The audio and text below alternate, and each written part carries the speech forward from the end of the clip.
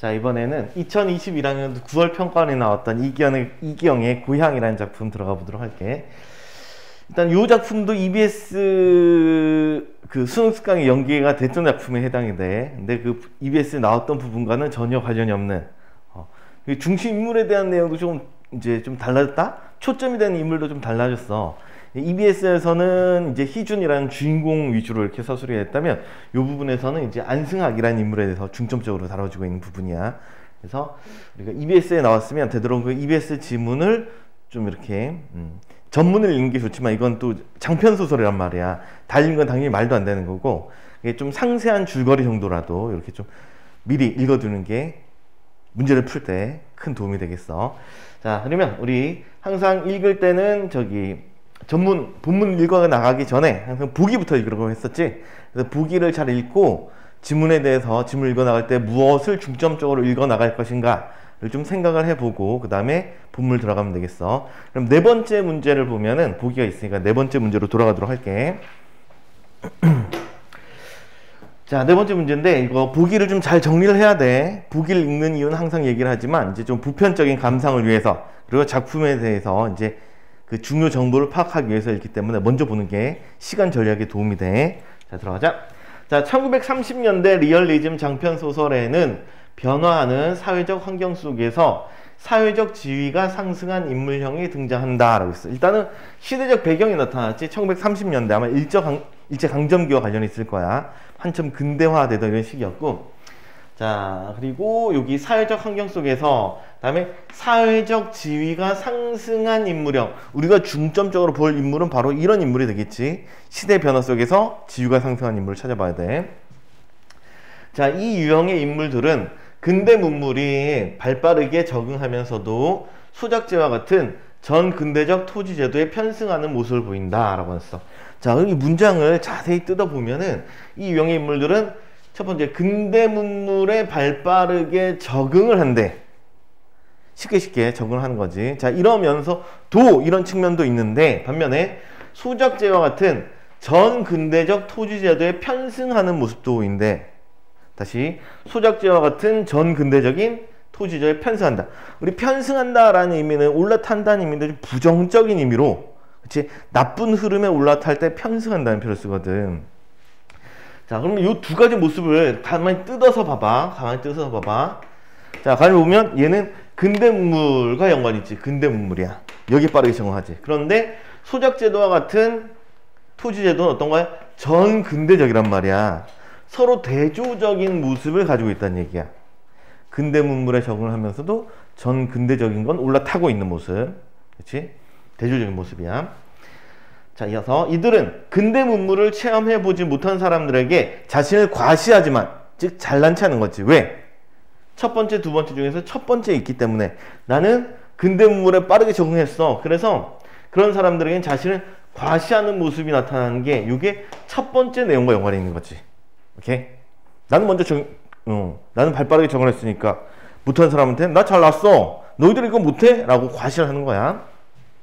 자, 그렇지만 자신만의 이익을 추구하기 때문에, 이기적 인물이라는 얘기지. 자신만의 이익을 추구하기 때문에 그 지위를 인정받지 못한대. 다시 여기도 볼게.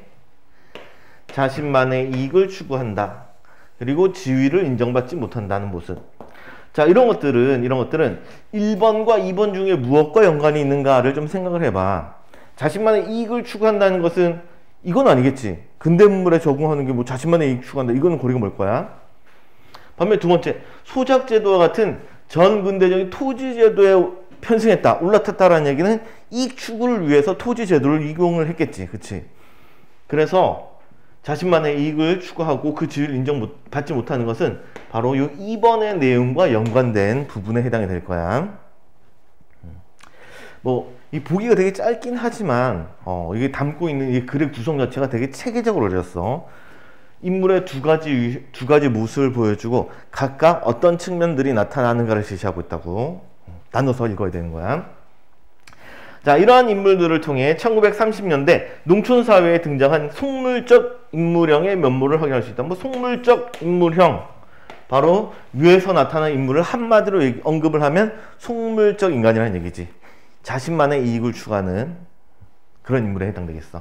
자, 그럼 이런 내용 정리가 잘 됐지? 근대 문물에 빠르게 적응했다. 그래서 자신을 과시한다. 다음에 소작제와 같은 전근대적 토지제도에 편승한다. 그래서 자신만의 이익을 추구를 하고 그 다음에 지위는 인정받지 못한 인물이다. 이걸 머릿속에 잘 염두에 둬야 돼. 이걸 바탕으로 본문 읽어 나가는 거야. 자, 본문 들어갑시다. 자, 본문 들어가서 자, 안승학은 원래 이골읍내에서 살았다. 항상 인물 나오면 먼저 체크를 해두라고 했어. 이제 인물 나오면 동그라미 쳐놓고 자, 이골읍내에서 살았다. 지금부터 20년 전만 해도 그는 다 찌그러진 오막살이에서 콩나물 죽으로 연명하던 처지였대. 자, 일단 여기 보면은 지금부터 20년 전 얘기 있어. 과거 얘기 나타나지. 그래서 찌그러진 오막살이의 콩나물죽, 매우 가난했던 삶을 살았지. 자, 그러던 사람이, 예전에 이렇게 가난하던 사람이 오늘은 수백석 추수를 하고 서울 사는 민판서집 사함까지 얻어서 이 동네로 옮겨 앉은 것이다. 자, 이거부터 새로운 인물이 또 등장했네. 민판성어라는 인물이 등장을 했고 그 집에 사함을 얻었다라고 하는데 사함은 밑에 보니까 마름이라는 표현이 나타나 있어. 마름. 자, 그리고 마름이라는 단어, 사음이라는 단어, 이제 기본적으로 이제 상식적으로 알고 있어야 되는 단어에 해당돼. 이 시대 작품을 읽으려면 우리 마름, 이렇게 땅의 주인을 지주라고 부르지. 지주. 땅 주인이고 그 다음에 가장 밑에서 땅을 경작하는 사람들을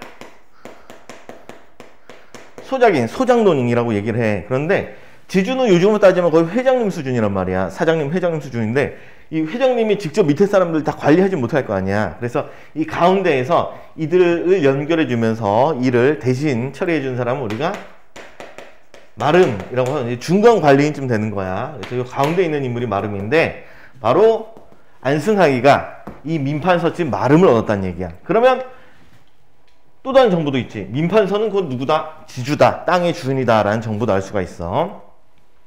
자, 그래서 이 동리로 옮겨 앉은 것이다. 자, 우리가 여기까지 읽었으면 이제 무슨 내용을 떠올려야 되냐면 부기의 내용을 떠올려봐야 돼. 부기의 내용에서 두 가지 얘기를 했었지. 무슨 내용과 무슨 내용? 근대 문물 얘기 하나 있었지. 발빠르게 적응한다. 또 다른 내용은 소작제와 같은 전 근대적인 토지 제도에 편승한다는 내용이 있었지. 그치? 그러면 우리 이 얘기 딱 나오자마자 아, 이거 소작제를 이용해서 올랐구나. 이런 생각을 바로 해야 되는 거야. 그리고 지위가 급속도로 올라갔구나. 요거 생각을 해야 되는 거지. 오케이? 자, 됐으면 다음 또 내려가도록 할게. 자, 그것은 위에 이렇게 마름까지 된 것, 사음까지 된 것은 안승학의 근본을 아는 사람은 누구나 놀랄만한 일이었다. 자, 이거 보면 안승학의 근본을 아는 사람 얘기 나타나고 그 다음에 누구나 놀랄만한 일이다 라는 표현이 있어. 놀랄만한 일. 그리고 글을 읽어나가는 과정에서 또 주목해서 보아야 되는 건 인물을 파악할 때는 인물들 간의 관계, 그 다음에 인물들의 정서 이런 거 나와 있으면 주목을 해서 읽어야 돼. 오케이? 이게 습관화가 돼야 된다고. 나중에 막 시험 뭐 글 다 읽고 나서 문제를 들어갔는데 다시 이 인물의 정서가 어땠더라? 이런 정서가 있었나? 이거 찾고 있으면 이거 시간 잡아먹고 배로 드는 거야. 다시 글을 읽어야 되잖아. 수능 문제는 우리 80분이라는 시간 안에서 제한된 문제를 푸는 되게 시간을 다투는 이런 그런 과정에 해당되거든. 근데 지문을 읽고 또 읽는다는 것 자체가 굉장한 시간 낭비야. 그래서 읽어 나갈 때 그때마다 정확하게 내용 파악을 해야 돼. 오케이? 뭐 잔소리 같은데 잠깐 그 얘기 더 하면 자, 내가 만약에 대충 읽었어. 대충 읽어. 어떤 결과가 나타나? 기억 안 나지? 그렇지? 기억 안 나? 그럼 또 뭐 해야 돼? 뭐 해야 돼? 또 글 읽기를 또 해야 돼. 그치? 시간 계속 잡아먹는다고. 내가 문제를 빨리 풀기 위해서 빠르게 읽었는데 그 결과적으로는 글을 다시 읽게 돼서 시간을 더욱 잡아먹고 그 다음에 빨리 풀기 위해서 했던 게 오히려 내가 시간을 더 잡아먹게 되는 안 좋은 결과를 나타내는 거야. 오케이? 그러니까 글을 읽을 때 정성을 들여서 읽어. 그게 시간을 단축하는 거야. 오케이? 자, 그럼 다시 볼게. 항상 인물 나왔으면 인물 표시를 하고 그 다음에 그 인물의 어떤 정성인가 확인하고 정서가 나와 있으면 주목해서 읽어야 돼. 이렇게 줄까지 치진 않더라도 주목을 하라고. 아, 이 당시에는 이 인물이 이런 심정이었었지 확인해야 되는 거야. 자, 다음 넘어갈게. 자, 그는 지체도 없고 형세도 없이 타관에서 떠들어온 사람이었다.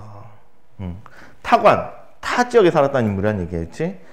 타 지역에 살다가 들어왔어. 그러므로 이 고을에는 그의 일가 친척이라고는 면석이를 다닌 아우 하나밖에 아무도 없다 했어. 면석이라고 했지. 면석이. 아우가 한 명 있었어. 아우란 인물 새로 나왔지. 얘는 면석이다네요. 얘밖에 없어. 자, 그의 부친은 아버지 얘기도 등장을 하네. 자, 다음 넘어가도록 할게. 자, 경기도 죽산이라든가 어디서 후방 노릇을 하던 이 아전이었대. 후방, 아전 이런 표현 예전 뭐 조선 말, 구한 말에 쓰던 단어지, 그치? 자, 그런데 승하기가 성년이 되기 전에, 어른이 되기 전에 벌써 별세를 했대. 별세했다 뭔 뜻이야? 그렇지, 돌아가신 거지. 다음에 그의 모친도, 모친 새로 나왔지. 부친이 돌아간 시 3년 만에 마저 세상을 떠났다 한다. 아버님, 어머님 다 돌아가신 상황이야. 자, 그래서 거기서는 살 수가 없어서 아내와 어린 동생 하나를 데리고 이 고장으로 들어왔다. 자, 아내라는 인물 새롭게 등장했고 어린 동생 나왔는데 이 어린 동생은 위에 언급된 인물에 해당이 되나? 이 고을에는 면석이를 다니는 아우가 한 명 있었지. 그치? 그 아우가 바로 어린 동생이란 말이야. 뭐 나왔던 인물이니까 굳이 또 다시 표시할 필요는 없겠어. 아, 이 사람이 그 사람이다 정도 인물 확인하고 넘어가면 돼. 자, 이골 읍내에는 그의 처가가 사는 터이므로. 자, 그러면 우리 이제 A 부분을 읽었는데 이 A 부분은 그랬어. 이 내용을 한번 정리를 해야 돼. 장면이 바뀌거나 내용이 달라질 때는 항상 내용 정리를 한번 하고 넘어가도록 해. 이렇게. 자, 그는 매우 가난한 인물이었다. 그런데 민판서 때 사함을 얻어가지고 잘 살게 됐다. 그리고 그가 이 동네에 오게 된까지의 과정, 이 얘기를 간략하게 정리를 하고 있지. 자, 다음 내려갈게. 자, 처가도 역시 가난하였으나 이 동네 이 처가 아내 집도 역시 가난하였으나 그래도 처가 끝으로 옹대가리나마 다시 장만했고 뭐 옹대가리라고 하는데 아마 그 변변찮은 살림살이 아주 적은 살림살이를 얘기할 거야. 뭐 이제 이게 뭐 옮기다 이런 뜻도 있는 옮기다라고 하는 그런 설도 있는데 정확하진 않아. 자, 작은 살림살이나마 다시 장만해 놓고 살림이라고 떠버렸다. 이제 드디어 살림을 버렸어. 자, 그런데 그 무렵이 마침 경부선이 개통한 직후이다 그랬어. 자, 다시 그 무렵이 마치 경부선이 개통한 직후라고 했어. 자, 시대적인 상황 생각해봐. 한참 근대 문물이 들어오던 시기였잖아. 그렇지? 보기의 내용을 떠올려보면 몇 년대쯤 되겠어? 그렇지. 바로 이게 1930년대와 연관이 있겠구나. 이게 머릿속으로 떠올라야 되고 이제 근대 문물 얘기가 나오겠구나. 이걸 떠올려 봐야 되는 거야. 오케이. 자, 이 근처 사람들은 생전 처음 보는 기차 정거장과 전봇대를 보고 경의의 눈을 크게 떴대. 다시 여기 인물들 나오지. 이 근처 사람들은 어땠다? 뒤에 보니까 경의의 눈을 크게 떴다라고 했어. 경이롭다. 뭔 뜻이야? 매우? 그렇지. 놀랐다는 얘기지. 그렇지. 놀람의 정서가 대놓고 드러나고 있어. 신문물을 접하고 사람들은 놀라고 있어. 자, 되었으면 다음 계속. 자, 안승환은 지금도 그때 목판차를 맨 처음으로 먼저 타고 서울을 가보았다는 것을 자랑삼아 말았다 했어. 여기 또 보자. 자랑삼아 말았다. 이런 표현 있지. 그치? 자랑질하고 있어. 우리 본문의 내용을 따지자면, 보기의 내용을 떠올려 보자면, 자신을 과시하는 장면에 해당되겠지. 그리고 여기 보니까 뭐 목판차라고 했는데, 이 목판차, 뭐 중요하진 않지만, 위에 뭐 경부선 철도가 처음 깔렸다는 내용을 떠올려 봤을 때, 이것에 해당되는 거 아마 열차 정도가 되겠지. 그치? 열차를 처음 타본 거야. 그걸 자랑했고. 자, 그때 그는 어떤 친구의 심부름으로 혼수흥정을 하러 따라간 것이었다. 그래서 친구 얘기도 있어. 이 친구의 심부름 때문에 혼수흥정을 하기 위해서 서울을 처음 가보게 된 거지.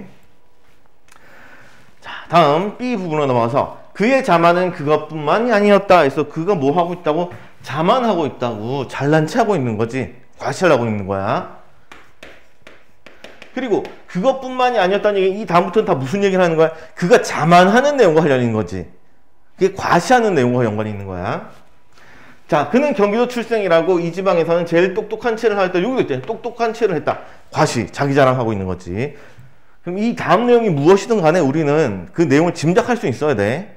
자기 자랑, 이 내용이 주가 되는 거야. 자, 읽어놓을게.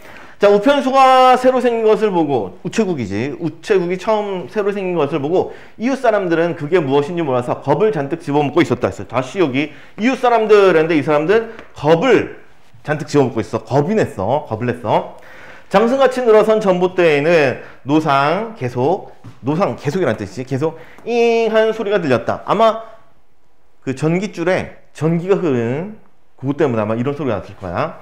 자, 이런 소리가 들렸고, 그것은 전신줄을 감은 사기 안에다 귀신을 잡아 넣어서 그런 소리가 무시로 난다는 것이다. 그럼 잉한 소리가 귀신 소리라고 생각하는 거지.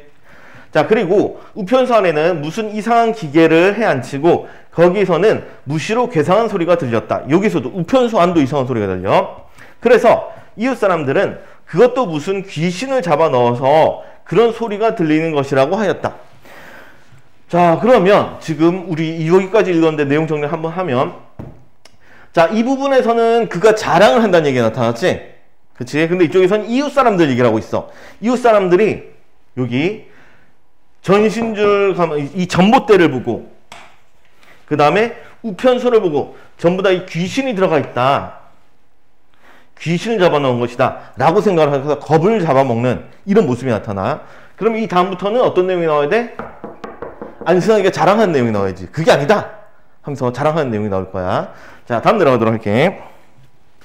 자, 그럴 때 안승학은 마술사처럼 이 귀신을 부리는 재주를, 귀신에 해당되는 것들이었지. 뭐 전봇대, 그다음에 우편소 이런 것들이 있었어. 자, 이런 귀신을 부리는 재주를 그들 앞에서 시험해 보였다.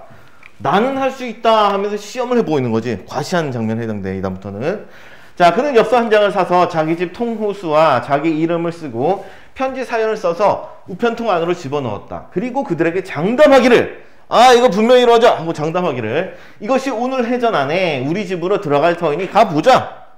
내 말대로 될 거야. 가보자.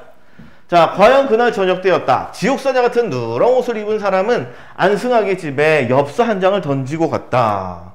그것은 아까 써놓던 그 엽서였다. 자, 다시 우리 여기도 이런 거 되게 웃긴 장면인데, 지옥사자 같은 누런 옷을 입은 사람이라는 표현이 나타나는데, 이거 우리 누군지 다 알고 있잖아. 여기에 해당되는 인물이 누구야? 그렇지, 배달원. 그렇지, 우편 배달부가 엽서 한 장을 놓고 갔는데, 이거 지옥사자 같은 누런 옷을 입은 사람이라는 표현이 있어. 이거 안승학의 입장에서 서술된 거야? 아니면 사람들 입장에서 서술된 거야? 그렇지, 이런 부분은 또 이제 이웃들 입장에서 그를 서술하고 있는 장면이지. 되게 우스꽝스럽게 표현했어. 자, 그런데 다음 줄 내려서 참 좋았소이다. 아, 참 대단하다. 놀랍다. 이런 뜻이지. 그렇지?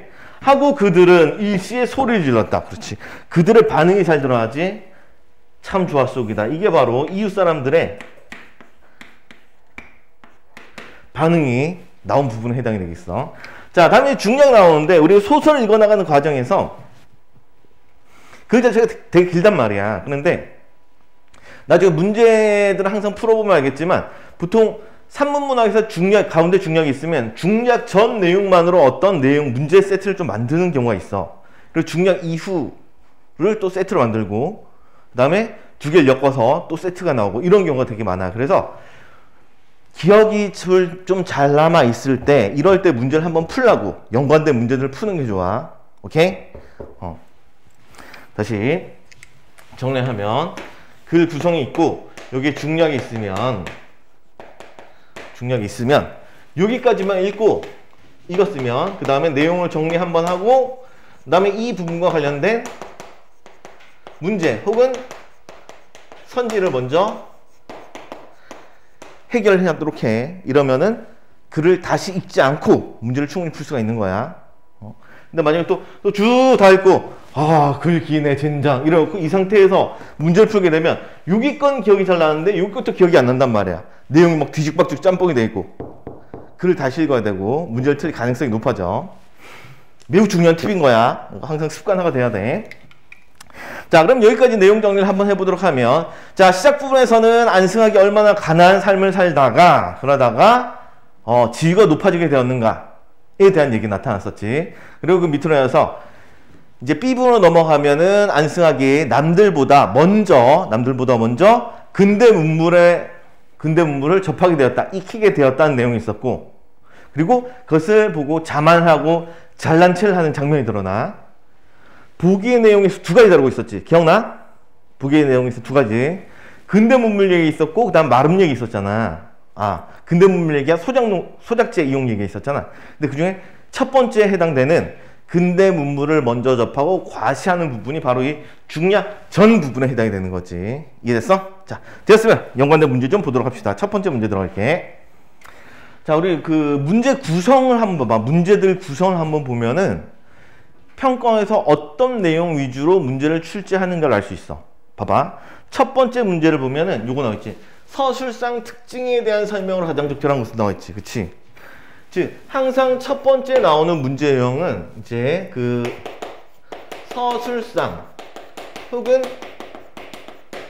시에서는 표현상 특징을 묻는 문제들이 많아. 얘 같은 경우에는 앞부분 보통 개념어, 즉 이론이 나와. 이론, 문학 이론이 나온다고. 그리고 이것과 관련된 효과를 묻는 문제가 나와. 오케이? 다음에 나머지 문제가 2, 3, 4 뭐 크게 뭐 5, 6번까지 나올 수 있어. 근데 2번부터 뭐 대략 뭐 두세 문제, 한 4문제까지로 하자. 이 나머지 문제들이야. 이 나머지 문제들을 한번 봐봐. 문제들이 뭐가 나오는지 한번 보자 이거야. B에 대한 이해로 적절하지 않은 거. 내용 이해지. 그치? 내용 문제야. 다음 문제 봐봐. 요구 조건 형식으로 윗글을 이해한 내용으로 적절하지 않은 이해한 거지. 내용 이해야. 다음 문제. 윗글 감사한 내용으로 적절하지 않은 것은 이것도 내용 문제야. 이해됐어? 즉 얘는 딸랑 한 문제 나오고 나머지는 전부 다 내용 이해 문제라고. 그러면 우리가 글을 읽어나가면서 주목을 해야 되는 건 뭐야? 내용 이해라고. 이게 매우 중요하다고. 내용 이해. 그래서 선생님 아까 인물들 정확하게 파악하고 그들의 관계, 그들의 정서, 그다음 내용 정리하라는 이유가 뭐냐면 이거 풀려고 그러는 거라고. 이거 푸는 거. 오케이? 참고 위에 서술상의 표현 특징, 서술상 특징과 표현상 특징, 얘 같은 경우에는 이거 개념어를 묻기 때문에 이 개념어, 이거 정확하게, 이건 이론 부분이라 그랬어. 이걸 정확하게 개념을 잡아야 돼. 오케이? 개념을 확실히 잡아야지 문제를 풀기가 쉬워져. 이게 명확하지 않으면 선지 판단이 매우 어렵다고. 오케이? 그래서 개념은 나올 때마다 정리를 해두면 좋겠어. 나올 때마다 또 정리를 해줄 거야. 자, 그리고 이 부분 판단하는 방법. 먼저 개념어 이 부분이 적절한가 잘못된가를 판단을 해야 돼. 이게 옳은가를 먼저 판단하고 그 다음에 여기에 이런 효과가 있는가도 판단을 해야 돼. 오케이? 마지막 또 있어. 이 개념어를 통해서 이 효과를 가져올 수 있는가 마저 판단을 해야 된다고.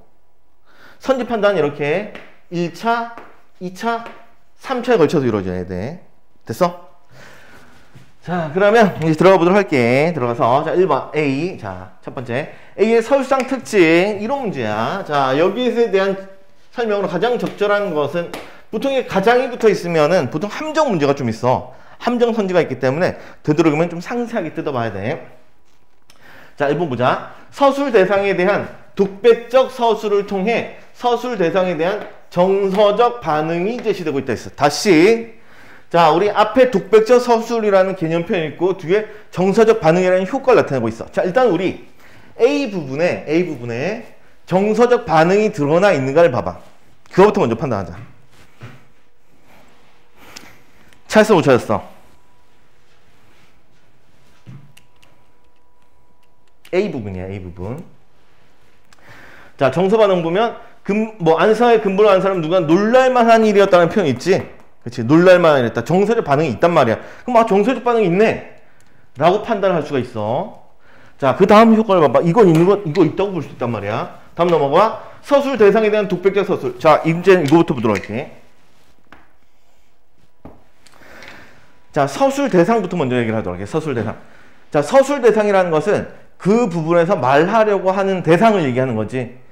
A부를 봤을 때 말하려고 하는 서술 대상은 누구야? 누구야?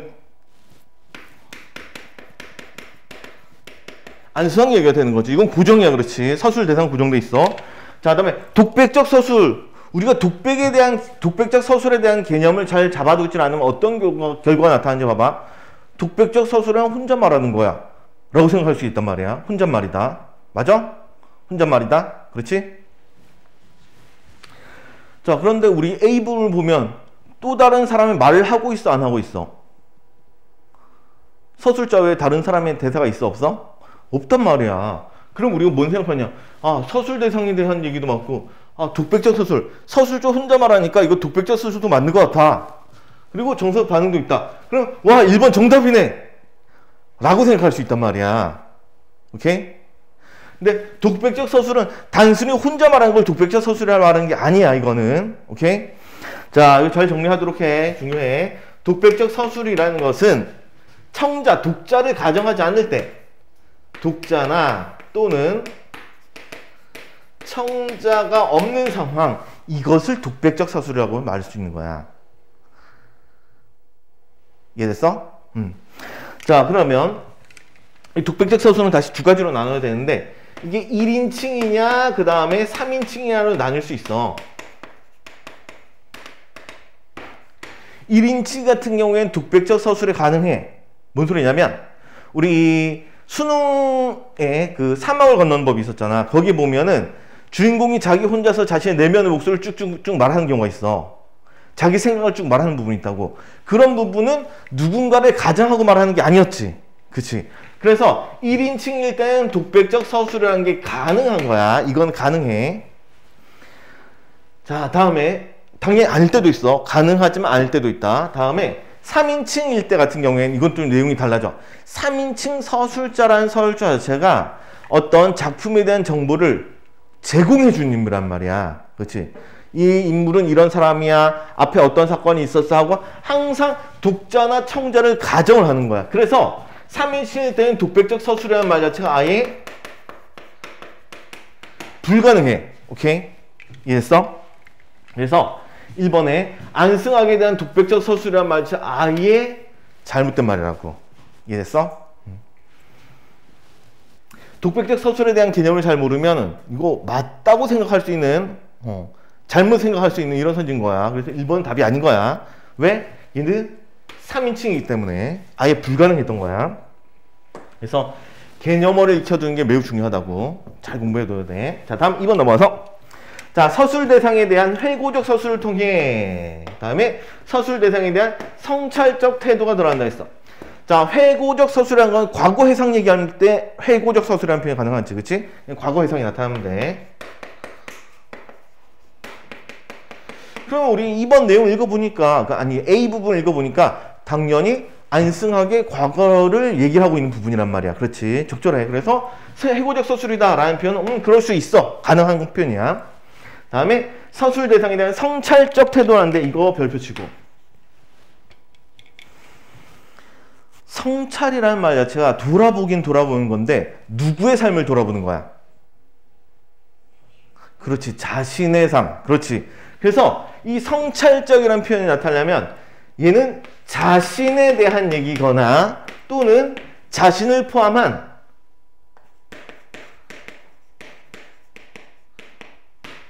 공동체일 때, 이럴 때만 성찰적이라는 표현이 사용이 가능한 거야. 즉, 내 삶을 돌아보거나 혹은 우리 사회가 요즘 좀 제대로 잘 못하고 있다. 너무 환경오염이 심하다. 하고 이제 우리 사회에 대한 성찰을 볼 수가 있는 거지. 그래서 이럴 때만 성찰이라는 표현을 쓰는 거지 다른 대상에 쓸 수가 없다고. 여기 보면 서술 대상이 누구였어? 서술 대상이 안승학이란 말이야. 안승학. 그런데 제3자에 대한 내용을 언급하고 있는데 서술 대상에 대한 성찰적 태도, 이거 나 자체가 아예 말이 안 되는 얘기라고. 이해됐어? 자, 다음 넘어왔어. 3번.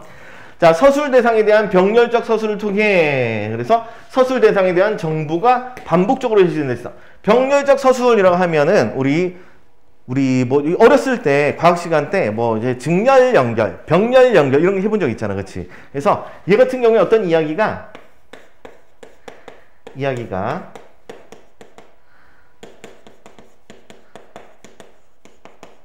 대등하게 나열이 돼 있어야 돼. 즉 동등한 이야기가 이제 계속적으로 반복적으로 제시가 될 때, 이럴 때 이걸 병렬적 서술이라는 표현이 가능한 거야. 흔히 있는 기법은 아니고 뭐 가장 대표적인 게 뭐가 있냐면 그 작년 작품 중에 이제 황만근이 이렇게 말했다. 황만근이 이렇게 말했다. 뭐 나중에 볼 작품이긴 한데 거기 보면 이제 황만근이 바보 취급을 받는 이야기가 여러 일화들이 제시가 되고 있어. 그럴 때 이것을 병렬적 서술이라는 표현이 가능한 거야. 자, 이런 걸 통해 서술 대상에 대한 정보가 반복됐다는데 우리 A 부분 내용을 한번 떠올려봐. 어떤 내용이냐? 시작 부분에서는 그가 가난하다가 마름이 되었다는 얘기가 하나 있었고 그 다음에 그가 그 마을에 들어가는 과정을 순차적으로 제시하고 있단 말이야. 그래서 정보가 반복되었다라는 표현은 잘못된 표현이 되는 거지. 심지어 병렬적 서술 자체가 아예 없는 거야. 이해했어? 자, 다음 4번 넘어서 서술 대상에 대한 묘사적 서술을 통해 서술 대상에 관한 정보가 단계적으로 제시된다. 자, 이것도 보자. 묘사적 서술을 통해서 정보가 단계적으로 제시한다. 자, 묘사라고 하면 우리 그리듯이 서술을 낼 때 묘사라고 하지. 그렇지? 그리듯이 서술을 한다. 그런데 이건 너무 추상적인 말이라서 좀 더 구체적으로 얘기를 하자면 묘사적 서술에 나타나면 어떤 현상이 나타나야 되냐면 그 대상의 이미지가 떠올라야 돼. 즉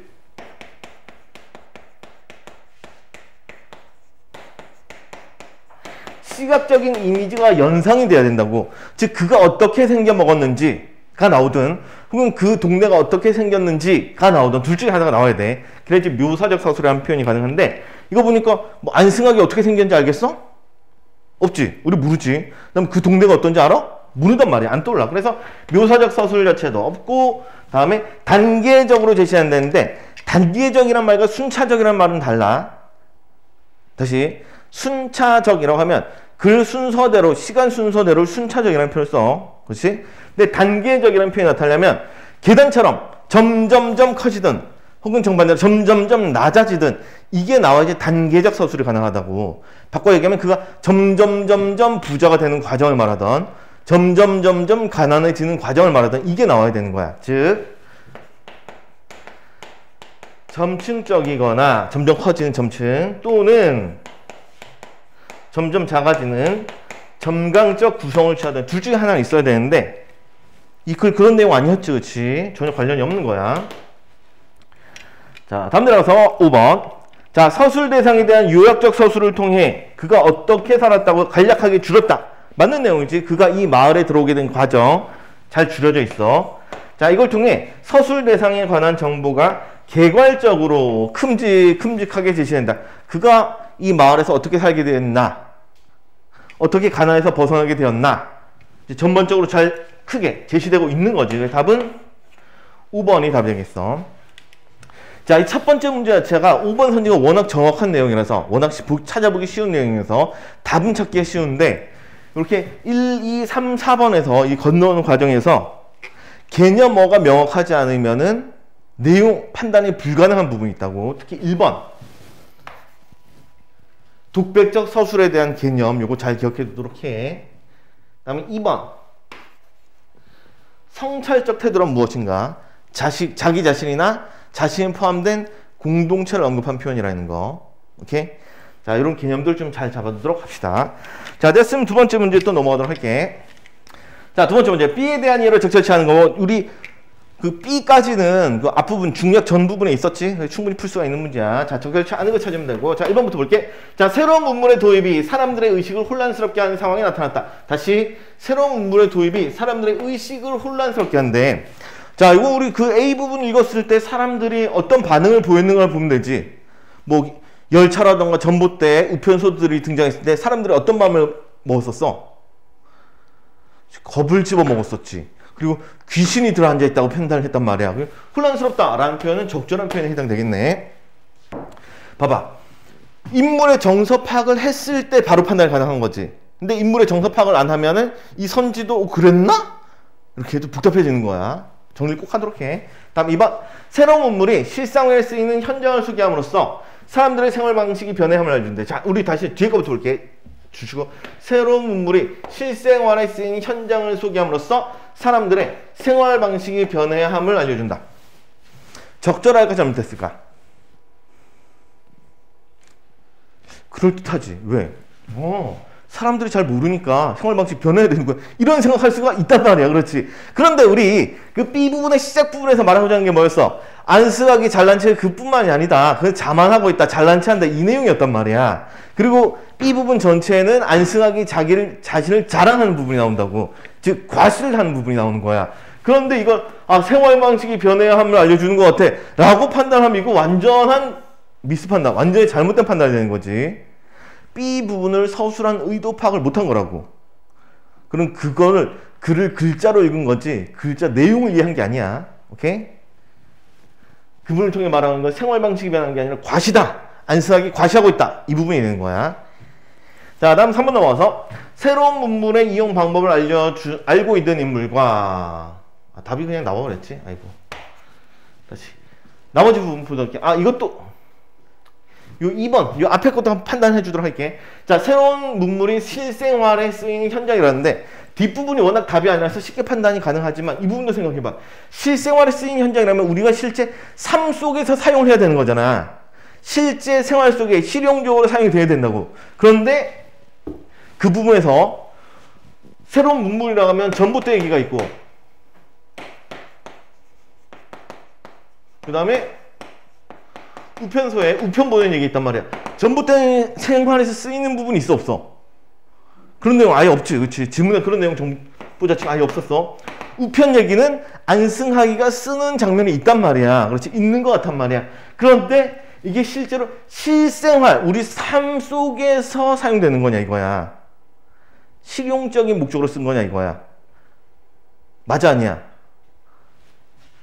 안승하기 실제 뭐 친구에게 혹은 자기 가족들에게 편지를 쓰는 이런 내용이었어? 아니지. 그치? 실생활이 아니라고 그냥 과시를 위한 거였단 말이야. 그래서 뒤에 내용이 워낙 단단해서 쉽게 판단 가능하지만 실제로 앞에 선지도 잘못된 선지인 거였던 거야. 이해했어? 자, 다음 3, 4, 5번은 좀 쉬우니까 빠르게 볼게. 자, 새로운 문물의 이용 방법을 알고 있는 인물 누구야?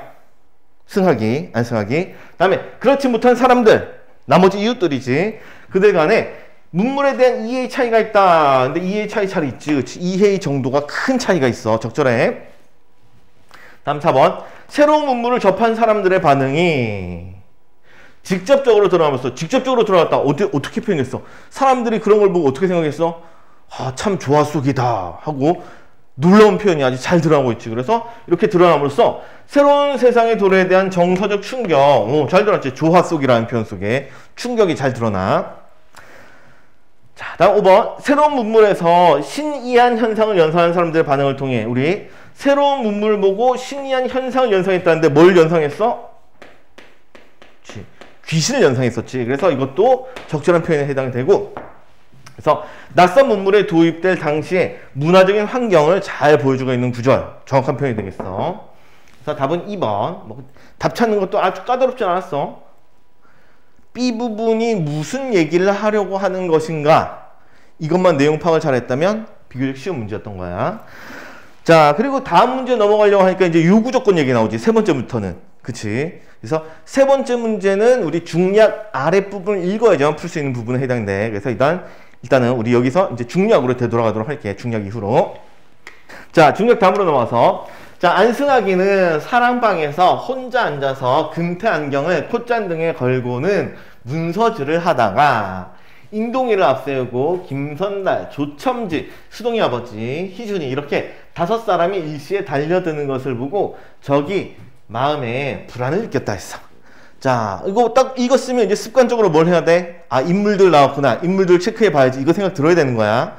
자, 안승하기 앞에 나왔던 인물이니까 그렇다 치고, 그 다음에 인동이라는 인물 나왔고, 그 다음에 김선달 2번째, 조첨지 3번째, 수동이 아버지 4번째, 희준이 해서 이렇게 딱 5인물 다 나왔지. 그치? 자, 그리고 여기서 끝나면 안 되지. 그 다음 뭘 봐야 돼? 그 다음 뭘 봐야 돼? 에이!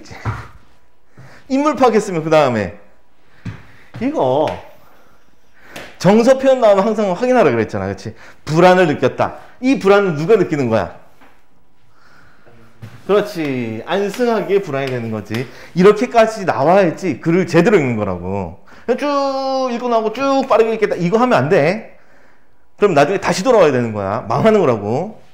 항상 인물들 파악하고 정서 파악하고 정확하게. 자, 근데 불안을 느꼈다는 거 보니까 얘들 보면 불안한 인물들이란 얘기야. 오케이? 자, 내려가서 심지어 5사람이 확 우르르 몰려들었단 말이야. 겁이 나겠어 안 나겠어? 등 겁나지. 자, 그래 그는 붓을 놓고서 마당을 내려다보면 무슨 일들인가? 식전 대바람에 내 집에 이렇게 찾아오거든. 문간에서 주인을 찾고 들어와야지. 매우 위험스럽게 하는 말이었다. 위험을 부리면서 주인부터 찾아야지 하면서 호통을 치고 있어. 자, 그럼 큰 소리를 치고 있어. 자, 그랬더니 아무도 없는데 누구 보고 말하랍니까? 대문 기둥에다 대고 말씀하랍시오! 라고 하면서 대문 기둥 보고 말하라고! 라고 하면서 이거 말투 자체를 봐봐. 우호적이야, 적대적이야? 매우 적대적이지. 완전 비꼬는 말투란 말이야, 이거. 비아냥거리는 거지. 그치? 말투 자체가. 그러면 이 대사를 봤을 때 항상 대사를 봤으면 그 대사가 누구의 말인가도 확인을 해야 돼. 밑에 보니까 김선달이 받는 말이다 이렇게 했지. 위의 말에 대해서 김선달이 받았단 말. 즉, 요 대사는 김선달이 하는 대사인데 이런 것들도 눈으로 읽어가는 과정에서 파악을 항상 해야 되는 거야. 대사가 나왔으면 이건 누구 말이지? 이 대사는 누구의 말이지? 항상 신경을 써야 돼. 내용일치 문제를 풀기 위해서. 자, 그러면 우리 요것만 보더라도 이 대사 하나랑 인물들의 관계가 싹 정리돼 버려. 안승학과 김선달은 우호적 적대적 중에 완전히 적대적하고 다 놓고 나오는 거지. 그렇지? 갈등 관계라는 인물 간의 관계를 드러내주는 구절이야. 중요한 부분인 거지. 자, 다음 되었으면 내려갈게.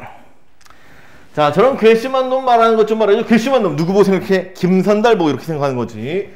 자, 그런데 행랑놈은 어딜 갔기에 문간에 아무도 없었더람. 안승학은 속으로 분해했다 했어. 자, 여기 보면 일단 안승학이 속으로 분해했다 라는 구절 있지. 화가 나는 거야. 분한 거야.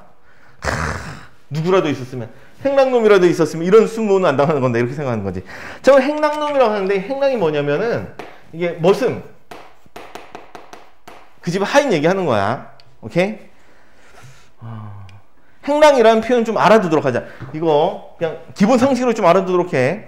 자, 요즘 같은 경우에 남의 집 가면 뭐해? 남의 집 좀 들어왔을 때 띵동 띵동 촌정 누르면 되는 거지. 그렇지? 근데 예전 구한말 조선시대 때는 촌정 자체가 아예 없었잖아. 그렇지? 그래서 남의 집에 가면 항상 무슨 표현을 써? 이거 이리 오너라 뒷짐딱 지고. 그렇지? 이리 오너라라고 한단 말이야. 그런데 우리 생각해봐.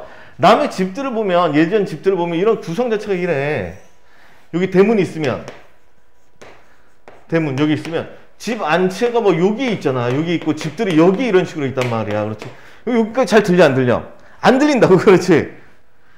소리를 질러도 잘 안 들리는 거니까. 심지어 이거 봐봐. 오너라 이거 반말 아니야. 반말. 그렇지? 이거 반말을 하고 남의 집주인한테 이리 오너라 이거 되겠어 안 되겠어? 안 된단 말이야. 그렇지? 그러면 이거 반말이라는 얘기는 아랫사람에게 하는 말인데, 옛날 집들 보면 이 대문이 있으면 이 대문 옆에 방이 있어. 이 방들을 행랑이라고 불러.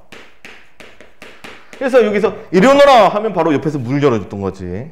그래서 이런 행랑이라는 단어는 기본 상식으로 좀 알고 있자. 중요한 건 아니고. 자, 근데 무심히 어디 갔기에 아무도 없었냐? 아, 분하다 이렇게 생각하는 거야. 자, 그러나 호령할 할 용기는 생기지 않는다. 이것도 인물 정서표 나왔지. 호령할 용기는 생기지 않는다. 쉽게 생각해봐. 5사람 우르르 왔는데 내 뭐라고 내 이놈 이걸 못하는 거야. 바꿔 얘기하면 인물의 정서. 호령할 용기가 안 난다. 바꿔 얘기하면 쉽게 얘기하면 쫄았음. 그렇지? 겁이 나는 거야. 그렇지? 겁을 좀 온 거지. 겁나는 거야 사람들 앞에서. 자, 희준이와 인동이와 김선달은 신발을 벗고 말에 올라가 앉았다. 얘들은 올라가 앉았어. 자, 조첨지와 수동의 아버지는 뜰 아래서 올라갈까 말까 하는 눈치다. 이것도 봐봐. 얘들과 얘들의 차이 좀 봐봐. 얘들은 올라갔지. 누구네? 안승학 마력에 대놓고 올라가 버린 거야. 말하겠다는 얘기지. 그런데 얘들은 어때? 조첨지와 수동의 아버지. 아, 올라가야 되나 말아야 되나, 가야 되나 말아야 되나. 그렇지. 얘들도 안승학을 대하는 게 쉽지는 않은 거지. 그치? 그래서 인물 간의 태도 차이 이런 거에서 우리가 이런 것들을 그냥 감으로 느껴야 된다고. 선생님이 굳이 체크해주지 않아도 읽어나가면 여기서 아, 얘들은 대범하구나. 아, 얘들은 그래도 조금 좀 긴장되는 상태구나. 이런 거 파악이 돼야 되는 거야. 오케이? 자, 내려가서 하여간 무슨 일들인가? 안승학은 얼른 이야기나 들어보고 돌려보자는 계획이다. 자, 정수표 있지. 일단 얘기는 듣겠다. 그 다음 돌려보내겠다. 마음속으로 이렇게 생각을 이미 해버린 거야. 자, 저희들이 이렇게 댁을 찾아왔을 때는 무슨 별다른 소관사가 있겠습니까? 지난번에도 왔다가 코만 떼고 갔습니다만 대관절 어떻게 해? 저희들의 요구 조건을 들어주시겠습니까? 요구 조건을 들어달라! 라고 얘기를 하고 있어. 그치? 어떤 요구 조건인가? 를 생각을 해봐. 모르겠다. 그치? 아직 인물들과의 관계가 명확히 나오지 않아서 잘 몰라. 물론 EBS 공부를 하고 이랬으면은 이들은 어떤 사이다 바로 떠올 수는 있지만 일단 우리가 그런 배경이 전혀 없다 생각했을 때 무슨 요구 조건인지 모르겠다. 자, 다음 내려서 이 부분에 대한 얘기는 좀 이따가 다시 보도록 할게. 이 부분에 대해서 어쨌든 다음 내려서 희준이가 정식으로 말을 꺼냈다라고 했지. 그래서 이 부분은 이제 희준이가 한 말이구나 이런 거 그냥 눈으로 익혀줘야 되는 거고. 오케이? 이건 그냥 배경 지식으로 요 코만 떼우다라는 표현인데 이게 관용적인 표현이고 흔히 쓰이진 않는 말인데 거절당하다는 뜻이야. 그러니까 이 내용 다시 읽어보면 지난번에도 왔는데 거절만 당하고 갔다. 그래서 이번에는 요구 조건을 들어주겠냐 하고 물어보는 과정에 해당되겠지. 다시 한번 재차 물어보는 장면이야. 자, 됐으면 다음 내려갈게. 그따위 이야기를 할 적정 이렇게 해서 식전 아침에 왔어. 못 들어주겠어. 벌써 여러 번째 요구 조건을 들어줄 수 없다고 말했는데 자꾸 조르기만 하면 될 줄 아는가? 즉 여러 번 얘기를 했다는 거지. 거절도 여러 번 했다는 거야. 그리고 자신은 못 들어준다, 못 들어주겠다 하고 대놓고 얘기를 하는 거지. 자, 어리버지 괜히 그러지 말고 일찍이 나락을 베는 것이 당신들에게 유익할 거야 라고 했어. 자, 다시 지금 봐봐. 나락을 베는 것이 당신들에게 유익하다. 나락을 베는 일이 당신들 할 일이란 얘기지, 그치? 그럼 이 당신들이 뭐 한 사람인지 나오지? 뭐 한 사람들이야? 나락은 뭔데? 야, 이씨, 한국인 맞아? 나락이 뭐야?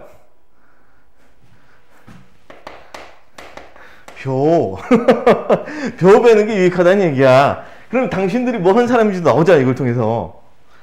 벼 베는 사람들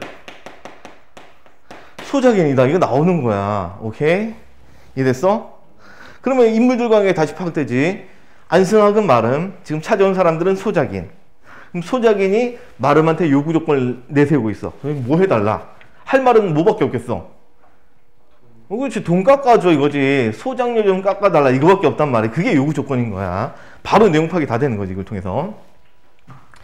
자, 안승학이는 긴 장죽에 담뱃대에 담배를 한 대 담아가지고 불을 붙이기 위해서 성냥을 3개 합의했건만 잘 붙지 아니하므로, 그래, 4번째 불을 당겨서는 쉴 새 없이 빠끔빠끔 빨다가 그만 입 귀퉁이로 붉은 침을 주르르 흘리고서는 제풀에 화가 나서 담뱃대를 탁 밀어 내던진다. 이것도 나오지. 제풀에 화가 나서 이런 정수표현 있지, 그렇지? 화가 나는 거야. 얘들 안 그래도 꼴 보기 싫은 애들 찾아왔지. 속이 답답해. 담배를 붙이는데 담배불 성냥개비 4개나 그냥 허기 베어봐 버렸지. 침은 주르르 흘리고 있지. 체면 말도 아니지, 그렇지? 화가 나는 거야. 자, 다음 넘어서. 자, 그래서 괜시리 시간만 낭비하고 피차의 물질상 손해만 더 나게 하지 말고 어서 돌아가서 잘들 위해서 오늘부터는 일을 시작하란 말이야! 라고 했어. 자, 우리 이런 뭐 피차의 물질상 손해, 피차라는 표현 있지. 피차간에 이런 말 쓰잖아. 피차가 뭔 뜻이야? 피차간의 손해라니.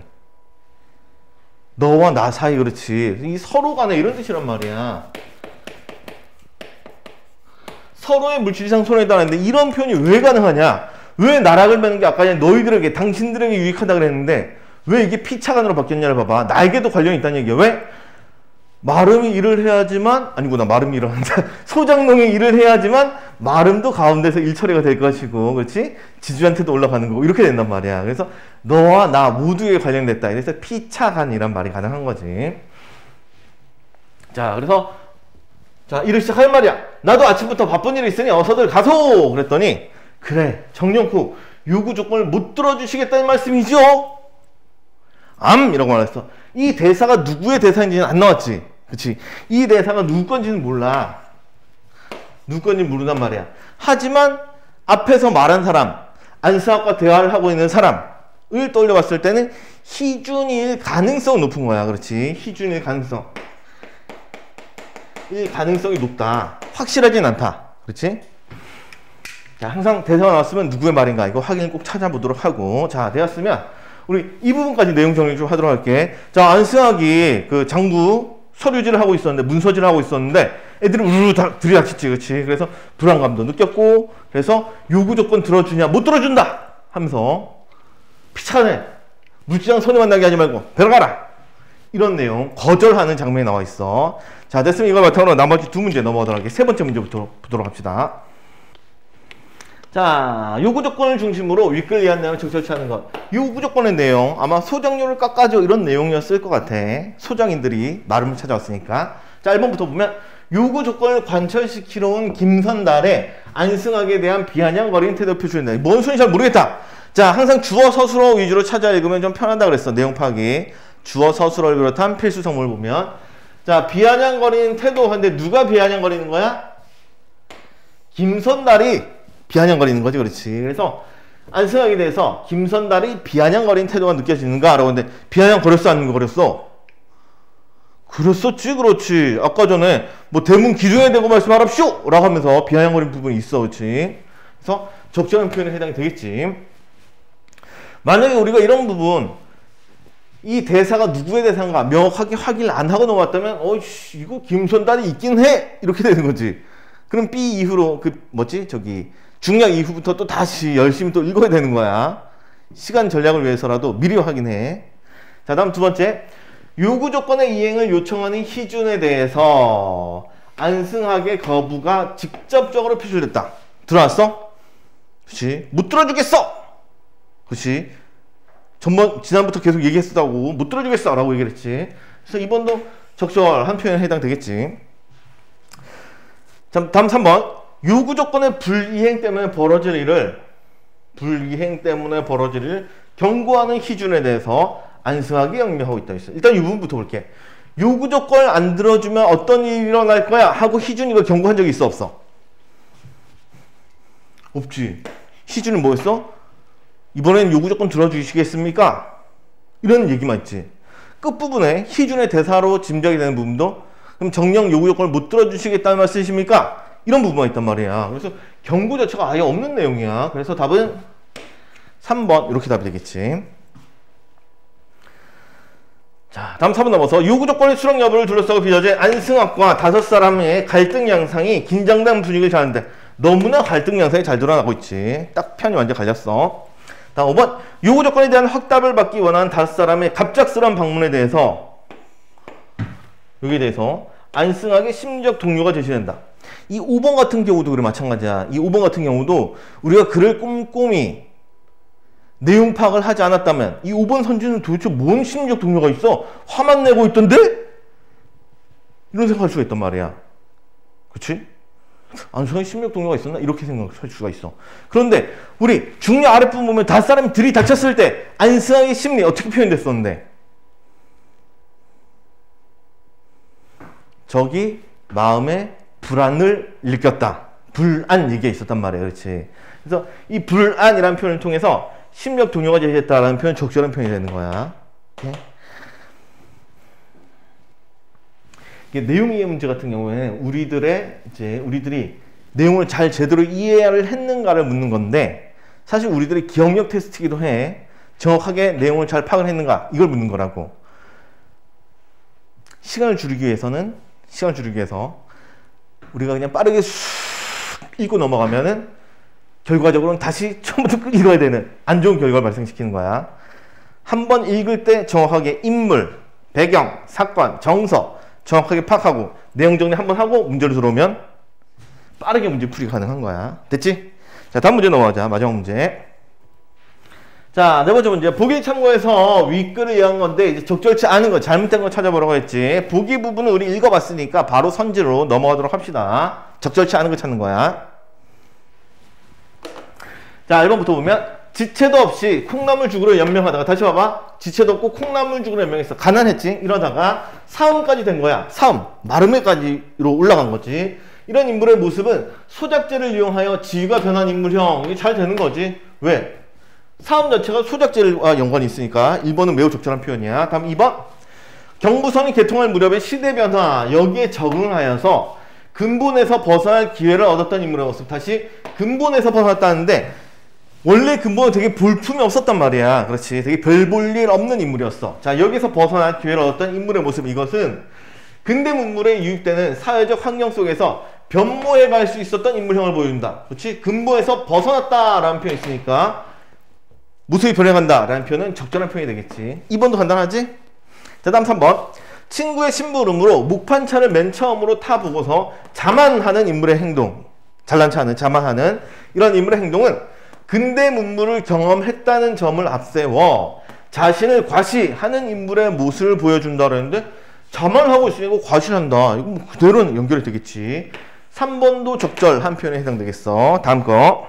자, 4번. 자, 위험스럽게 하대하면서도 무시를 하면서 하대를 하면서도 호령할 용기를 내지 못한 인물의 심리는 자신의 사회적 지위를 인정하지 않는 이들에게 반감을 드러내는 인물의 모습을 보여준다 했어. 자, 이거 사실 되게 그럴듯한 문제야. 다시 봐봐. 하대하면서도 호통을 못 치는 거야. 그래서 자신을 인정하지 않는 이들에 대해서 반감을 가지고 있다. 매우 그럴듯하지. 그치? 매우 그럴듯해.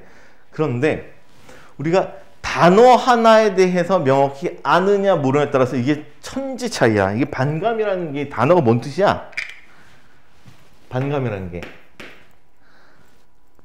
뭐 아버지에 대한 반감 이거 안 좋다. 선생님에 대한 반감 이거 더 안 좋다. 씨. 이런 것들이 있는데 반감이라는 것 자체가 반대를 하거나 혹은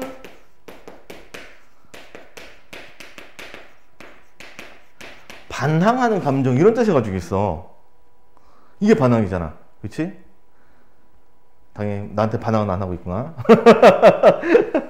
아닌가? 문제 풀려고 그랬지. 잠깐 푸니까 이거 숙제 좀 많이 해라 그랬는데 안 한 거 이거 다 반항인가? 어쨌든 자, 반감이 이건데 그러면 아까 전에 얘기했었지. 주어 서술어 위주로 찾으면 편하다고. 그치? 자, 반감이 들어가는 거. 근데 뭔데? 이렇게 하들 하면서도 호령한 용기를 내지 못하는 인물의 심리가 반감을 드러내는 거래. 다시 봐봐. 호령할 용기를 내지 못한다는 것은 호통을 못 친다는 것이 아까 전에 한마디로 얘기하면 걔들이 들어온 걸 보고 뭐 한 거야? 겁이 나는 거였단 말이야. 호령을 내지 못한다. 겁을 내는 거라고. 쫄았어.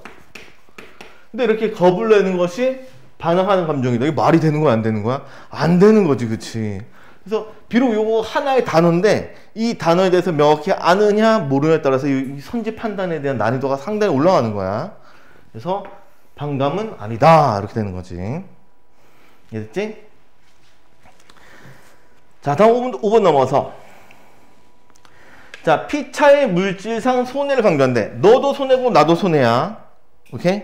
너도 손해고 나도 손해야 라고 강조하면서도 일방적으로 사람들에게 나락을 뱉는 것을 종용하는 인물, 종용한다는 건 시킨다는 얘기지. 이거 하도록 해 이렇게 시키는 모습은 다른 사람의 이익보다 사적인 이익을 우선시하는 인물형이다. 우리 5번 선지도 사실 판단하는 게 만만하진 않아. 이 4번도 그렇고 5번도 그렇고 상당히 어려운 선지야. 왜 이게 어렵냐면 잘 봐봐. 피차의 물질상 손해를 강조한다 그랬어요. 피차, 서로의 물질상 손해를 강조하는 모습이었단 말이야. 그래서 다른 사람의 이익보다 사적인 이익을 우선시한다. 이거 말이 안 되네. 이렇게 판단할 수도 있단 말이야. 그치? 하지만 우리 잘 봐봐. 선지 구성을 봐봐. 피차의 물질상 손해를 강조하면서도 다음 모습이 중요한 거지.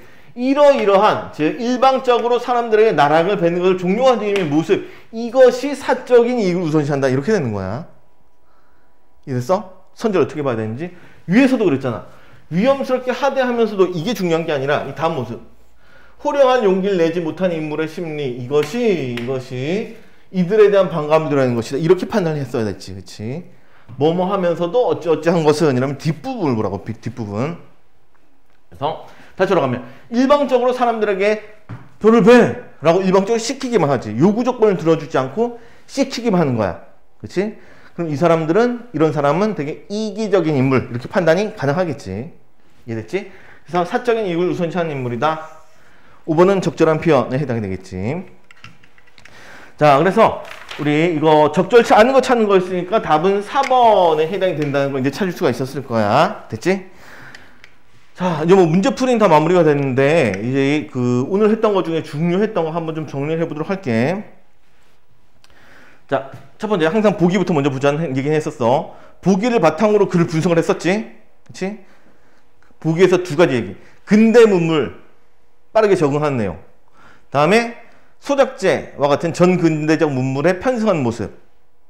이 두 가지 모습에서 글이 전반부와 후반부, 중량을 기준으로 전반부의 모습, 후반부의 모습으로 완전히 갈렸었어. 그렇지? 그래서 보기를 중심으로, 이걸 중심으로 글을 읽도록 하자. 그렇지? 다음에 글을 읽을 때는 정확하게 읽어야지 글을 다시 읽게 되는 불상사가 일어나지 않는다. 그래야지 시간을 절약할 수 있다. 그래서 글을 정확하게 읽는다는 얘기는 인물, 그 다음에 배경,